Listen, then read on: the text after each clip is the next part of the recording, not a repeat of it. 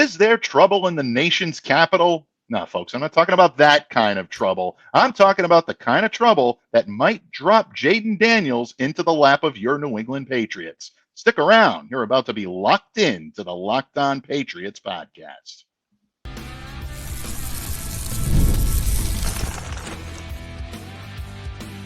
You are Locked On Patriots, your daily New England Patriots podcast. Part of the Locked On Podcast Network, your team every day. Hello to all of you Foxborough faithful, and thank you once again for making Locked On Patriots part of your weekend coverage of your New England Patriots. We are a proud part of the Locked On Podcast Network, your team every day. So subscribe or follow for free on YouTube or wherever you listen to podcasts to make sure that you're getting the latest episode as soon as it's available. I'm your host, Mike Debate, and I cover your New England Patriots for Patriots Country, so reach out to me and let me know what's on your mind on X at MDABATENFL. While you're out there showing some social media love to Locked On Patriots, please be sure to follow our account there as well at LO_Patriots. And of course, Pats fans, today's episode brought to you by Monopoly Go. I admit it, I've got a competitive side, and it's a big fan of Monopoly Go, the mobile hit twist on classic Monopoly. So join your friends and download Monopoly Go now free on the App Store or on Google Play. And Pats fans, thank you for joining me here today on this special edition weekend episode of Locked On Patriots. And a special shout out to all of you Locked On Everydayers out there. Those of you who make Locked On Patriots possible, my unending appreciation for you. Thank you for sticking with the pod. Always honored, always humbled by your support. And Pats fans, the NFL draft is just days away, perhaps the most significant draft the Patriots have had in the Robert Kraft era. Now, what direction are the Patriots going to go into? That's a question on everybody's mind right now. Well, only Elliott Wolf and the Pats Brain Trust really know that for sure. But, you know, that's not going to stop us from lending our wisdom and counsel the way only we can. And I say our because, as you can see, I'm joined by a special guest today. A rising star in our business, covers a plethora of teams for Athlon Sports. He is my colleague, my good friend, Harrison Reno. Harrison, thanks for joining me, and welcome back to Locked On Patriots. Mike, thank you for having me again. It's a pleasure doing business with you. I'm so excited when you hit me up about this. I was like, ooh, I can't wait to get back and talk. Like you said, probably the most consequential Patriots draft in, I guess, of the Robert Kraft era, because I don't remember them being in a situation like this in my lifetime, at least.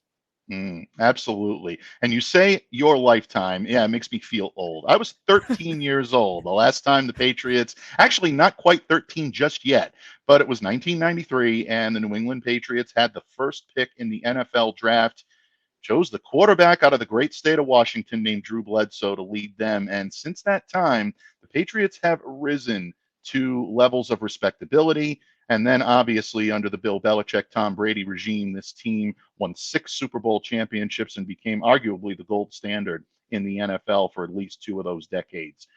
The Patriots are looking to try to get back there, Harrison, but you know as well as I, in any era, it's not easy to do that. And the Patriots need to start with getting the right people on the field and the right people in the locker room, the right people in the front office. The Pats think they have maybe 2 of those covered, with the right guy leading the team on the field, and that's Gerard Mayo as head coach, and the right guy in the draft room, in the front office, in Elliott Wolf.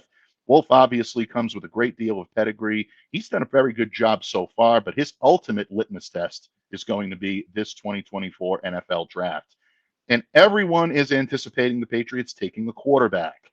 We've heard all the names: Jayden Daniels, Drake Maye, J.J. McCarthy, Michael Penix, Bo Nix. You know, there you can keep going on and on. Caleb Williams is still being discussed in some circles because some believe in conspiracy theories saying that Chicago is going to go in a different way and he may drop to New England. Folks, until draft night, that's the beauty of this time of year. You really don't know what's going to happen. But that's what we're going to try to figure out here today. Obviously, if the Patriots go number 3 at quarterback, there are a number of guys that can come in and adequately lead this team, but there might be only one fit that really propels them back into respectability and maybe in a few seasons back into contention in the AFC. As you've studied this draft class, Harrison, you know it as well as anyone. Who do you believe is the best fit for the New England Patriots of the names I've mentioned, or somebody that maybe I haven't mentioned? Quarterback's tough, man. I mean, and I'm just, the understatement of the century. Quarterback's tough. It is. There's a lot of quarterbacks in this draft. I think, I don't want to say he's my best fit, but if this was a different situation, say a la 2021 draft, the 2021 draft, or was it 2020? It was 2021 where they took Mac Jones. If it was this roster, I'd say I wouldn't be opposed to the Patriots going JJ McCarthy, somebody who you argue is more of a plug and play, let him develop, have a structure around him. But with the Patriots roster, as you and I know, everybody's listening know, it's not necessarily plug and play at the moment. Right. So with that in mind, I don't think JJ McCarthy is, in my opinion, the best fit. I think he could develop into that eventually, but there's always a risk with taking that type of quarterback. I'd say of the top 4 guys, he's probably one of the least proven, probably the least proven. So I think the best fit for me, Mike, of the guys I think that will be there at 3 potentially, is Drake Maye. And I know there are a lot of questions about him, specifically in his short to intermediate accuracies. At some point you're going to have to make a decision. You're going to have to say, hey, this is our guy, and we're going to develop him, and we're going to take, the pros and cons, and we're going to do what we can. But you talk about Drake Maye's college career, great college career, had a good career, showed a lot on tape. And I know there's consistency issues there, or at least perceived consistency issues there. But I think with what he played behind at North Carolina, maybe having to dodge and weave and just be the playmaker, isn't something out of the blue for him. Like, he's going to be able to do that. He did that for 2 years as the start at Carolina. I think if Alex Van Pelt can get his hands on him and really develop him and get him comfortable in that system, there's a lot he can do in that offense. There is that lofty comparison to Josh Allen with the arm talent here. And I know it is not probably the comparison Patriots fans want to hear, considering a Buffalo Bill. But if you could get, 75% of the player out of Drake Maye that Josh Allen is, you're in a really good spot going forward. So I think Drake Maye is my best fit. Somebody who's going to be able to go in there and not really be, I guess, stunned at the fact, hey, I may not have a lot of time to throw. I may get hit a lot, or I may have to do it by myself. I think that's what makes him the best fit. Is he's done it before for 2 years at North Carolina. Yeah, and I'm glad that you mentioned Drake Maye, because first of all, it allows me to play devil's advocate, and I'm going to do that in just a moment. But bottom line, I agree with you on Maye. I've been very vocal about that for the last couple of weeks. The more you watch him, the more you watch his mechanics, the more you watch his arm strength and everything he brings to the table, there's a lot of pro level ready skill set that can be contributed right out of the box. Now, that being said, there are drawbacks. I've said several times, I think Maye is too much of a gunslinger to be effective right now as he is in the NFL. That's going to be up to Alex Van Pelt. You kind of have to coach that out of him and allow him to take the check down when he sees the big play and the eyes open up. And a young quarterback is going to want to do that. First of all, they're trying to make a name for themselves. You can't blame them for that. But at the same time, they're also leading a team now, and they're leading a professional team. Everyone around him is being paid to play football. So they're going to want to maximize their abilities, and they're going to want to maximize their winning. If a guy's taking too many chances and putting them in harm's way, he's not going to endear himself to his teammates. One of the things that makes a quarterback a pro quarterback for a number of years is earning the trust and earning the respect of the guys in that locker room. Elliot Wolf said this earlier when we spoke to him on Thursday morning. He says, I want someone that comes in and commands the respect of his teammates. Automatically, the guys gravitate toward him. I do believe that Drake Maye has that. I also believe that Jayden Daniels has that. And the fact that you've mentioned Drake Maye kind of brings into light a note that I got from an everydayer. He made a very good point, was very respectful, a great comment, and said that he didn't think I was giving enough credit to the Patriots drafting Jayden Daniels and the benefits that Jayden could bring to this team, stating that he felt that I spent a little too much time talking about Drake Maye's ceiling and his upside.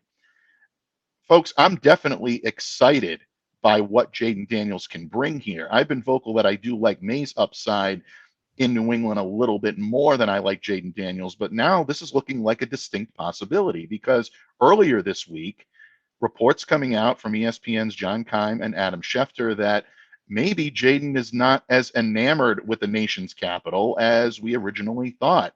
Apparently, he's been looking in other places. That's not endearing him to the Washington Commanders brain trust, but there's a flip side to that. Daniels thought that when he came in, it was going to be a visit exclusively for him with the Washington Commanders. Apparently, that did not sit the right way. And yeah, I think that may have ruffled some feathers. So, in that light, could you possibly see what everyone believed to be number 2 and number 3 absolutely going to happen? Daniels to the Commanders, Maye to the Patriots. Could this flip flop things? What was it that Bill Belichick said this week on the Pat McAfee podcast? He said up until a certain point of like draft week, everything's a lie. I forget the actual quote, and I wish I had it. I wish I went back because he said like the real leaks come out on this day and time. Right. So and you wrote a good piece about it with Elliot Wolf a few weeks back. It was smoke and mirrors. Is it smoke and mirrors here? Is there interest in JJ McCarthy? Trying to hope that somebody else drops down the board or something like that. I've seen a good theory that with Adam Peters, the former Niners GM or assistant GM now in Washington, that maybe he's looking for that Brock Purdy type quarterback, which would probably be in the terms of being a game manager, as our old Patriots friend Cam Newton would say, would be JJ McCarthy. But I could definitely see it going back to what it was always originally coming into this year. It was Caleb Williams at 1, Drake Maye at 2. And that leaves a really interesting situation for the Patriots because I think Jayden Daniels, he doesn't have the tools, doesn't really have maybe all the traits that a Drake Maye or a Caleb Williams has. But the one thing he does that nobody else does of those guys is his legs. And, that could be his best friend in a New England offense that maybe doesn't have the best offensive line right now, doesn't give him all the time to throw. And plus, when you talk about it, when you think about it this way for an opposing defense, what's one thing that's going to maybe, I guess, throw them off in their game plan or make them have to consider, hey, he can run the football. Like, he can take it down and scramble, makes those guys hesitant with their pass rush. So I could definitely see Daniels, dropping to 3. I think between Maye and Daniels, obviously, I think Maye has the higher ceiling. But if you want a guy that can come in and win maybe quicker right now without, maybe a lot of the growing pains, I think Jayden Daniels could be that certainly for the Patriots at 3. Yeah, without question. Look, Jayden Daniels is an exciting prospect. And the knock on him has been he needs to develop his skills, his abilities to operate from the pocket, make throws to all levels of the field. We saw him do that last year with LSU. Routinely, you saw him hit targets at 30, 40 yards down the field. I understand. I know a lot of our listeners are going to be yelling, oh, he had Malik Neighbors, and he had a tremendous receiving core down there. It's easy to do that with those guys.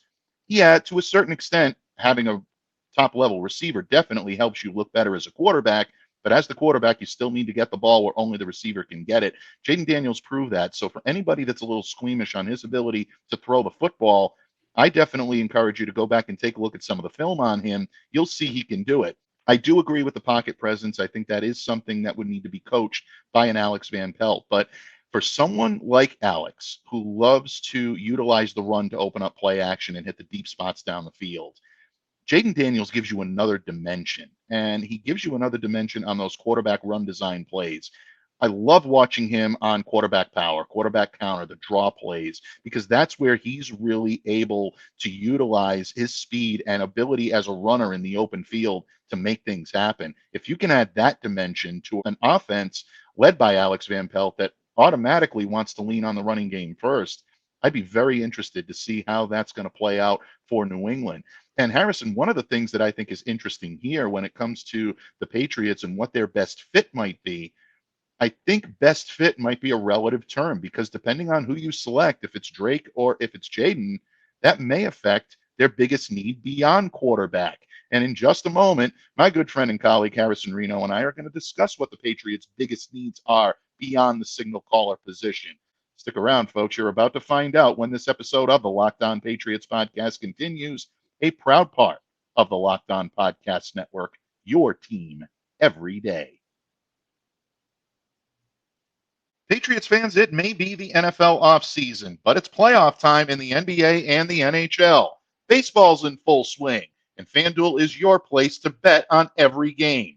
So listen up, because right now, New customers get $150 in bonus bets guaranteed. That's $150, win or lose. Bet on everything from slap shots to home runs to slam dunks, all on an app that is safe, secure, and easy to use. So what are you waiting for? Put your Boston sports fandom to the test with FanDuel. Visit FanDuel.com/lockedon and make your first bet an automatic win. FanDuel, America's #1 sportsbook. Patriots fans, as Locked On Patriots everydayers, you know that I tend to be on the mild-mannered side. You might even say overly polite. Well, guess what? I have a competitive side too. We all do. And my competitive side is a big fan of Monopoly Go. I'm sure you've heard of it. It's been downloaded over 150 million times. It's a great twist on Monopoly where you play on not one, but hundreds of Monopoly boards in crazy locations, building up amazing cities that bring you big money. But the best part is messing with my friends. I can charge them rent on my iconic properties, just like classic Monopoly. But now I can also heist their vaults of riches all for myself. And the leaderboards show me who the biggest Monopoly tycoon is. But it's not just my competitive side that loves it. You can team up with friends and people all around the world in timed tournaments to earn huge rewards. So get in the game and join your friends. Download Monopoly Go now free on the App Store or on Google Play. Pats fans, thank you for joining me here today on this special weekend episode of Locked On Patriots. Joining me is my colleague, a phenomenal writer for Athlon Sports, Harrison Reno. Harrison, in the previous segment, we talked about best fits at quarterback, and we talked a little bit about whether or not Jayden Daniels may end up being in New England by default because of some difficulties he had apparently with the Washington Commanders in that visit. But you also astutely, and I give you a lot of props for bringing that up, quoted on Bill Belichick and saying that, you know what, don't believe anything you hear until the week of the draft. But I think the debate between Drake Maye and Jayden Daniels really, I think, creates a whole new dimension to what the Patriots draft strategy may be. Because to me, that possibly could indicate that the New England Patriots may prioritize one position over another as being their biggest draft need besides quarterback. I'm not going to steal your thunder and ask you to go, and ask you to pick a quarterback and say, how is that going to affect your decision? But when you look at this team beyond quarterback, what do you think is the Patriots' biggest need? So it's really tough because not only do you have needs offensively at two specific, like you got to have this position, one of them being offensive tackle. I could see them doing a little shuffle around and maybe you put Okafor at left tackle, you put Owenu still at right tackle, and you figure out guard, which maybe opens you up to maybe taking a guard in the mid rounds. Trying to solve that need. But then there's the receiver. And Mike, I'm not breaking any news here. I'm sure you've talked about it at length on this podcast already. There's no secret. The receiver is the best position group in this draft, or at least one of them. It is really deep. I think you're going to get a first round potential player on day two. Whether it's in the second round, third round might be pushing it. But I definitely think you are going to get a contributor at receiver in the second round. Can the same be said at offensive tackle? I'm not a big O-line expert, so I can't really tell you, is there a really big drop-off from those 5 or 6 first-round tackles to the next 5 or 6 tackles taken off the board? I don't know. That's up for them to decide and all that, but I think second round, depending on how the board shakes out, I think you try and get tackle first because I think that is probably the biggest remaining need outside. And if you get a good left tackle, that's a decade-long thing right there. That's a position you touch once every 10 years, hopefully, and he's just there. He's just there, and you don't have to worry about him. As opposed to a receiver, you may get a good receiver, really good receiver, but then you're going to have to pay him after 4 years. So I think depending on how the board shakes out, and I could see with Drake Maye, you may want to lean tackle just since he's not as dynamic on his legs as Daniels, or you could just totally just change it all up, throw a curveball, say, hey, we're going to go get Drake Maye as playmaker, and we'll figure out tackle later. So I think if it's Daniels, go get him a playmaker. Go get him A.D. Mitchell if he's there. That's a guy I really like. Potentially could be their second round. If it's Maye, go get that man a left tackle so he's not running for his life back there in the pocket. And I'm so glad that you picked up on that, because what this does for the New England Patriots is it puts in sharp contrast how different their needs might be depending on the quarterback that they choose. Drake Maye, I agree with you. You need a solid protector of the football, of the quarterback, in order for him to be effective. I understand that he's athletic and he can scramble, he can make moves outside the pocket. One of the best prospects in this class of being able to do it, but he's also a traditional pocket passer when you need him to be. And he's going to need that protection from the left side. I love Chukuma Okafor. I think he's going to be a good fit here in New England. He's saying all the right things. Elliot Wolf was very high on him earlier this week, said if the season started today, I think Chucks is going to be the guy. That's a question for Gerard Mayo, but he does have the ability to do it. I also think it's very important for people to remember that the majority of his pro level experience is on the right side, not on the left. There are differences in the nuance. I know he played left in college, and I understand he's got experience there, but it's tough to make that shift, especially when you have a rookie quarterback that is going to be leaning on a veteran tackle, somebody that is experienced in that position, that's played it recently, and that knows the limitations of a quarterback.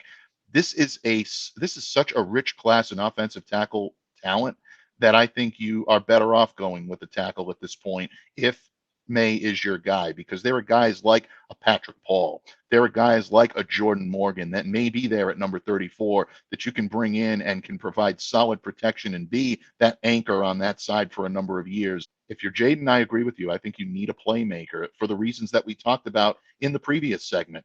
Neighbors and that receiver core at LSU was dynamic, and it only enhanced his capabilities. It allows him to be able to do what he needs to do with the football if defenders all of a sudden have to spend time dropping guys into coverage to make sure that your deep threat is not open for a big play. So it does help you out. And in that case, I think a playmaker would help. And you mentioned A.D. Mitchell. I love him. I think he's going to be a good fit. Xavier Legette is a guy that I have a major draft crush on right now out of South Carolina. I gushed about him poetically earlier this week. A lot of people thought I was crazy for actually trading back into the first round to get him. That's how much I like him. I'm not saying the Patriots should do that, folks. I'm telling you it's what I would do. But bottom line, Elliot Wolf's making those decisions, but those are the types of guys that I think could be dynamic players on this team. So now we're going to give Harrison Reno a chance to get on the hot seat and show his draft expertise. Because as you all know, the Patriots are pretty good about getting draft diamonds in the rough. Yeah, I know. The narrative out there is that Bill can't draft. Don't buy into it. I'm going to give you a stat that disproves that theory, and Harrison is going to let us know who he is targeting on his draft board, whether it be a diamond in the rough or whether it be a diamond at the start of the draft. Who does Harrison Reno have at the top of his draft board? We're going to find out in just a moment when this episode of the Locked On Patriots podcast wraps up right here on the Locked On Podcast Network, your team every day.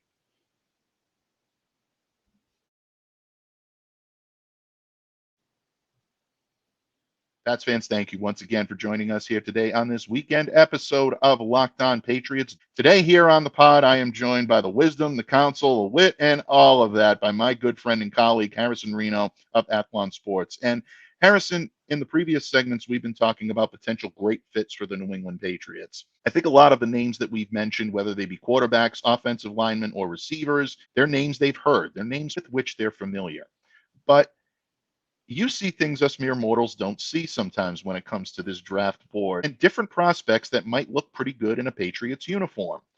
Well, the Patriots have had a knack for being able to pluck guys out of obscurity and give them pretty long careers. I'm going to read you a statistic that I think flies in the face of some of the narrative when it comes to the Patriots and their ability to draft. Since 2014, 67.3% of the players drafted by the New England Patriots, that's 62 of 92 players, are still in the NFL. That's fourth among all NFL teams. So for anyone saying the Patriots get guys that can't make it in the NFL and drop off, it's not the case. The Patriots have the fourth best record in the NFL when it comes to longevity for some of these picks. And the thing that I really found interesting about this, 26 of those picks were made in the 5th round or later. So Patriots really maximizing late round draft capital to bring some really talented players here into Foxborough and give them long careers. They've got experience getting diamonds in the rough. So for all of you saying that Bill can't draft, folks, just take a look at those numbers. Yeah, it kind of weakens the argument a little bit. But I digress. This is going to be a discussion about the future and the present. Harrison, you love to pluck draft diamonds out of obscurity or out of the top of the heap and say, yep, you know what? This guy's worth all the hype. Who is on Harrison Reno's draft diamond board for the class of 2024? So this isn't really relative to the Patriots need. These are just guys that I've watched or I've seen that I think are, like, okay, I will take a chance on this guy. And I'm going to start it off first because I think if Bill Belichick was still in New England, I think this guy would be a lock for maybe a 3rd or 4th round pick, and it's T'Vondre Sweat.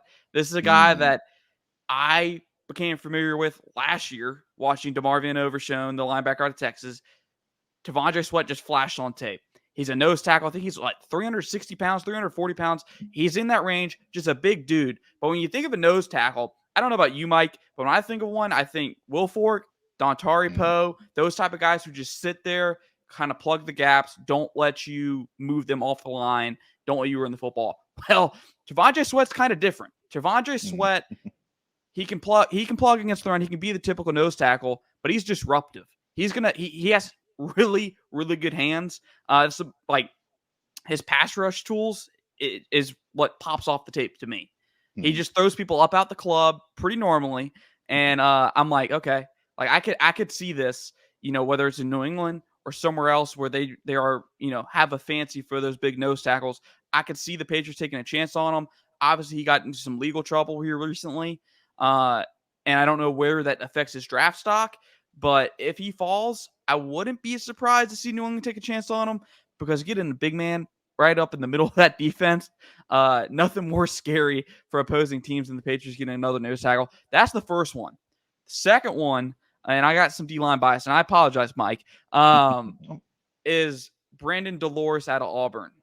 He is I think he's 280 pounds, bigger guy, long arms, really surprised me with just his versatility. At Oregon, he played everywhere along that offensive line. I saw him lining up kind of in that one technique, zero technique, right in the center of that center, and I'm like, this man looks undersized to be playing, in that alignment. But he made it work nonetheless. I don't know where he fits in the NFL, Mike, because I don't know if he's as good as a run defender to play on the interior. But with the multiple defense that the Patriots run, I could see him playing in a number of spots.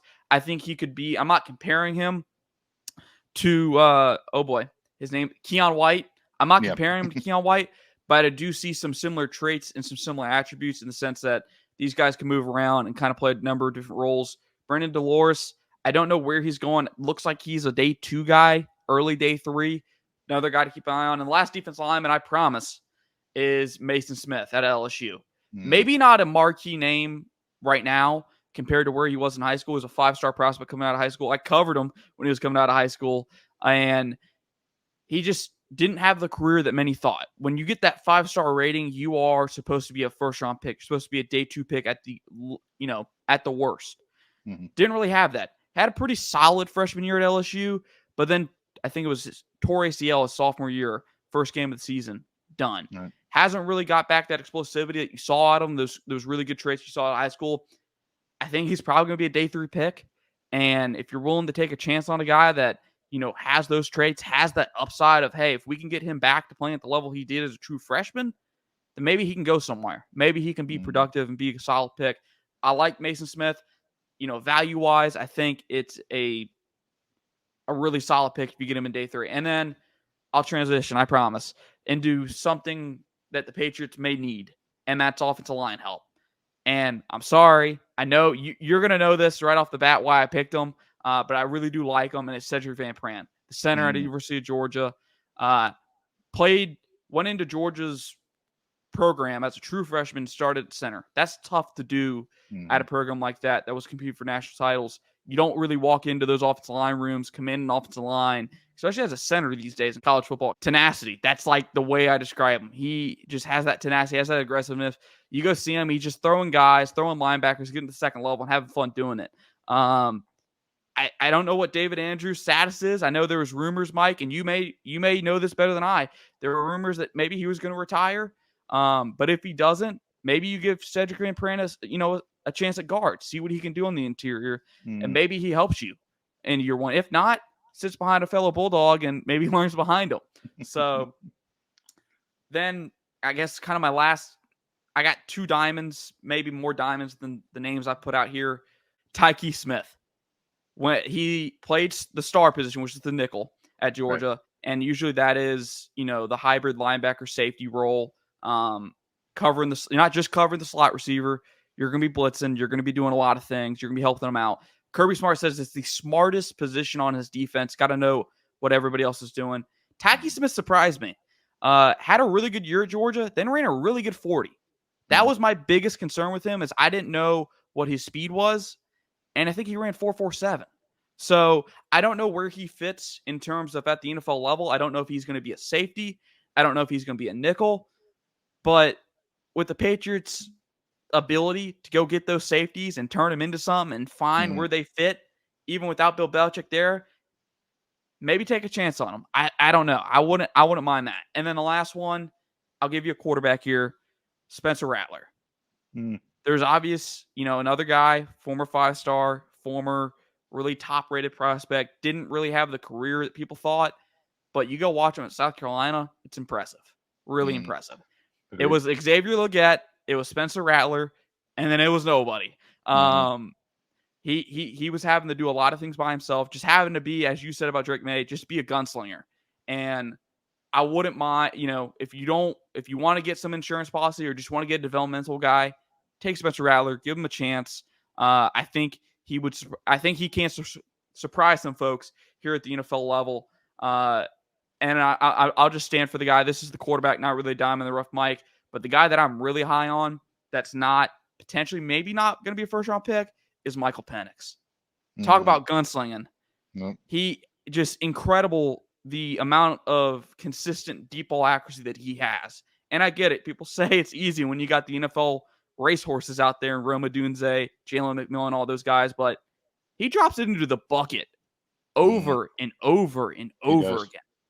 And it's like, I don't know what he can do in the short to intermediate range. I don't know that Washington system well. It could just be a case of, I don't know what his processing is. I think that's the biggest thing for quarterbacks these days is if you can't read the field, if you can't process, no matter what your arm strength is, you're not going to be able to win in the NFL. If he can do that at the, at a high level, I think he's just going to be a really good quarterback. So that's kind of the guy I'll stand for is like, hey, I will bang the table for this guy. If you want somebody not in the first round, potentially early second, give Michael Penix a try. Absolutely. I think that's a phenomenal list, folks. Definitely. Hope you were taking notes. I certainly was. A few of the guys that stood out to me and brought pretty big smiles to my face, folks. And those of you watching on YouTube probably saw it.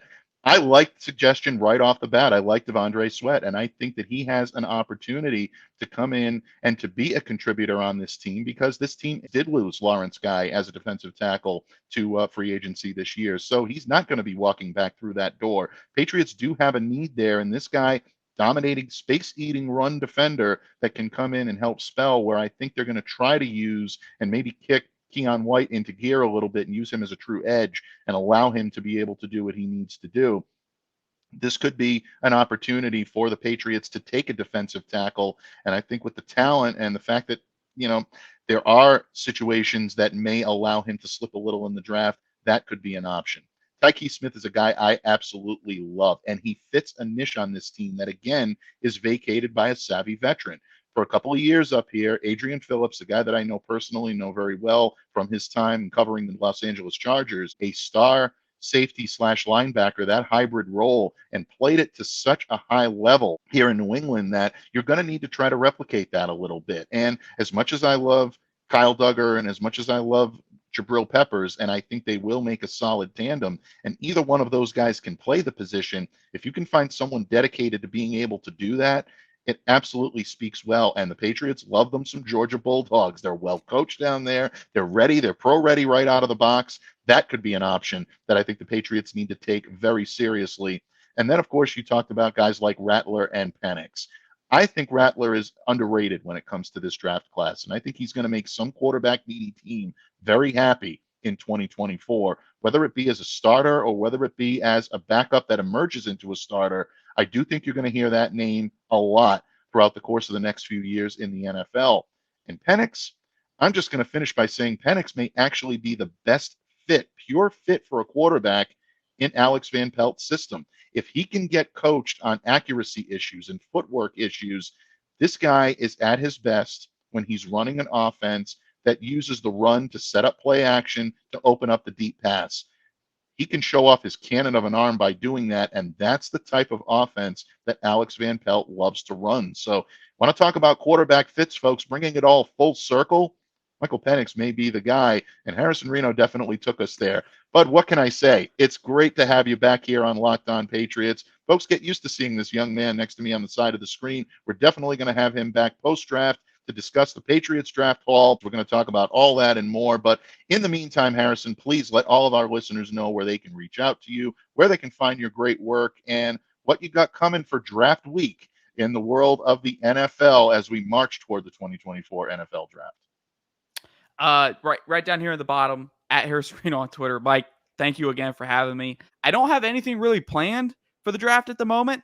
I was in Kansas City last year, not going to Detroit this year, but I'm just really looking forward to the 3 days of where, we're talking about the next generation. I love the draft. I love this time period, from right when free agency ends to now. It's like, this is the best part of the offseason. It doesn't get any better. Really looking forward to this Patriots draft class because, for the first time in a while, Mike, I feel like there are no stereotypes of, hey, the Patriots are going to go take this young slot receiver because Bill Belichick always does that. Like, we don't know what the direction is of this team because it's so new. It's just a whole new regime. I'm really looking forward to seeing what they do because this could be, for the ones that still have their doubts, like there's not change enough. This could be that, that turning point of, hey, it's actually a new era. Look what they've, came out here with the draft with. Absolutely. And folks, it is a new era. And ultimately, we'll find out the direction of that new era in just a few days' time. And don't forget to stay locked in here to Locked On Patriots for all of the latest draft coverage. In the meantime, I encourage you to stay safe and to stay well and to be the change you wish to see in the world. On behalf of my good friend and colleague, Harrison Reno, I'm Mike Debate. Have a great weekend, everyone. And we'll see you back here again on Monday on Locked On Patriots.